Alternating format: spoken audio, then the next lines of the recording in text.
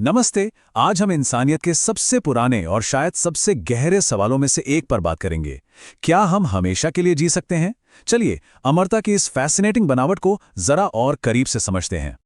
जरा सोचिए, अगर किसी को ये बताया जाए कि मौत कोई अंत नहीं है और अमरता कोई कल्पना नहीं बल्कि एक प्रोसेस है, एक प्रक्रिया है। ये सवाल सिर्फ एक शुरुआत है, एक ऐसी यात्रा की जो हमें मिथकों, विज्ञान और चेतना के गहरे रहस्यों तक ले जाएगी।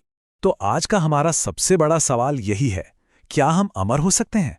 ये एक ऐसा सवाल है जिसने हजारों सालों से दार्शनिकों, वैज्ञानिकों और साधकों सबको परेशान किया है। आइए मिलकर इसका जवाब ढूंढने की कोशिश करते हैं। अमरता की हमारी ये खोज शुरू होती है बहुत पुरानी कहानियों और ज्ञान से। और ये सिर्फ शरीर को बचाने की लड़ाई नहीं थी, नहीं, बल्कि ये चेतना की कहानियों को समझने की एक कोशिश थी। भारतीय पौराणिक कथाओं में चिरंजीवी का जिक्र आता है। हनुमान, अश्वत्थामा, विभीषण, परशुराम, इन सभी को अमर माना जाता है। पर यहाँ एक बहुत ही दिलचस्प बात है, इन्हें शरीर से नहीं बल्कि चेतना से अमर माना गया है। मतलब इनकी मौजूदगी समय से भी परे है। एक और बहुत पावरफुल कहानी है महर्षि मार्कंडेय की। कहते हैं जब यमराज उनके प्राण लेने आए तो उन्होंने अपनी भक्ति और चेतना की शक्ति से खुद मौत को ही हरा दिया। ये कहानी इस आइडिया को और भी मजबूत करती है कि अमरता असल में शक्ति और चेतना का खेल है। और प्राचीन योगियों का दावा तो इस विचार को और भी पुख्ता कर देता है। उनका कहना था, मौत तब आती है जब शरीर कमजोर हो, चेतना नहीं।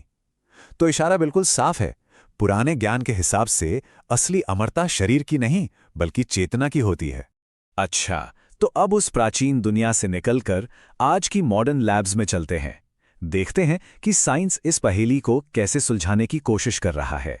यहां तलाश रहस्यमयी नहीं बल्कि पूरी तरह से साइंटिफिक है। तो साइंस उम्र बढ़ने की पहेली को कैसे देखता है? देखिए, एक बहुत इंटरेस्टिंग थ्योरी है टेलोमियर्स की। इसे ऐसे समझिए, हमारे शरीर के हर सेल के अंदर ना एक तरह की बायोलॉजिकल घड़ी होती है। ये टेलोमियर्स उस घड़ी के सुरक्षा कवच की तरह है।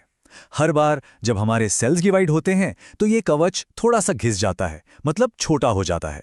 और जब ये बहुत ज्यादा छोटे हो जाते हैं तो सेल्स बूढ़े होने लगते हैं और आखिर में काम करना बंद कर देते हैं। बस यही है बायोलॉजिकल एजिंग।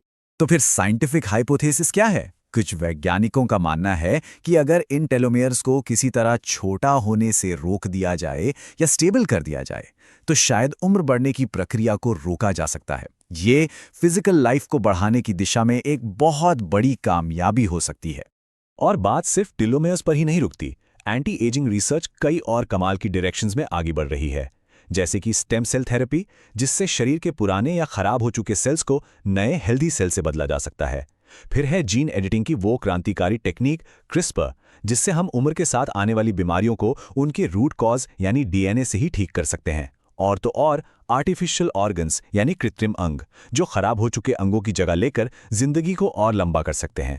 तो यहां हमें दो बिल्कुल अलग अलग रास्ते दिखते हैं। पौराणिक कथाओं का लक्ष्य था चेतना की अमरता, जबकि विज्ञान का लक्ष्य है फिजिकल लाइफ का एक्सटेंशन। ये एक बहुत बड़ा फर्क है। साइंस अभी तक मौत को सिर्फ टाल सकता है, उसे हमेशा के लिए खत्म नहीं कर सकता। अब एक तीसरे रास्ते की बात करते हैं, योग का गुप्त ज्ञान। एक ऐसा रास्ता जो शरीर और चेतना के बीच एक पुल बनाता है। यह हमारी लाइफ फोर्स को साधने का विज्ञान है। प्राचीन योग ग्रंथ कहते हैं, जिसने प्राण यानी जीवन शक्ति पर कंट्रोल कर लिया, उसने मौत पर पहला वार कर दिया। योग का जो मूल सिद्धांत है वो यही है, अपनी जीवन ऊर्जा पर काबू पाना। तो योग अमरता के लिए ना एक बहुत ही सिस्टमैटिक रास्ता दिखाता है, जिसमें 5 मुख्य सिद्धांत हैं। चलिए इन्हें एक एक करके समझते हैं। पहला कदम है प्राणायाम, यानी सांस को कंट्रोल करने की कला, जिससे हम अपनी जीवन ऊर्जा को शुद्ध और शक्तिशाली बनाते हैं। दूसरा है ब्रह्मचर्य, जिसका गहरा मतलब है अपनी ऊर्जा को बेकार न करना, उसे बचाकर रखना। तीसरा है सात्विक भोजन, यानी शुद्ध और हल्का आहार, जो हमारे शरीर के सेल्स की एजिंग को धीमा करता है। चौथा है ध्यान, जिसके अभ्यास से हम ये महसूस करना सीखते हैं कि हम सिर्फ ये शरीर नहीं हैं बल्कि इससे कहीं ज्यादा हैं। और पांचवां और सबसे जरूरी है साधना, जिससे हम अपने अहंकार, अपने मैं के भाव को मिटाते हैं और शरीर के बंधन से आजाद हो जाते हैं। और यहीं पे योग का सबसे जरूरी पॉइंट आता है। योग कहता है कि अमरता तब शुरू होती है जब मैं ये शरीर हूं वाला भ्रम टूट जाता है। ये सिर्फ शरीर को बचाने के बारे में नहीं है, बल्कि इससे परे जाने के बारे में है। अब हम उस मोड़ पे आ गए हैं जहां हमें शरीर और चेतना के बीच के आखिरी सच का सामना करना होगा। कहानी का असली सार अब हमारे सामने आने वाला है। सच तो यह है कि आज तक कोई भी इंसान अपने शरीर से पूरी तरह अमर नहीं हुआ है। इतिहास हो, विज्ञान हो या मिथक हो, सभी इसी एक हकीकत की ओर इशारा करते हैं। लेकिन कहानी यहीं खत्म नहीं होती। एक बहुत बड़ा सवाल अभी भी बाकी है। तो फिर वो क्या है जो अमर हो सकता है? विचार अमर हो सकते हैं, ज्ञान अमर हो सकता है और चेतना अमर हो सकती है।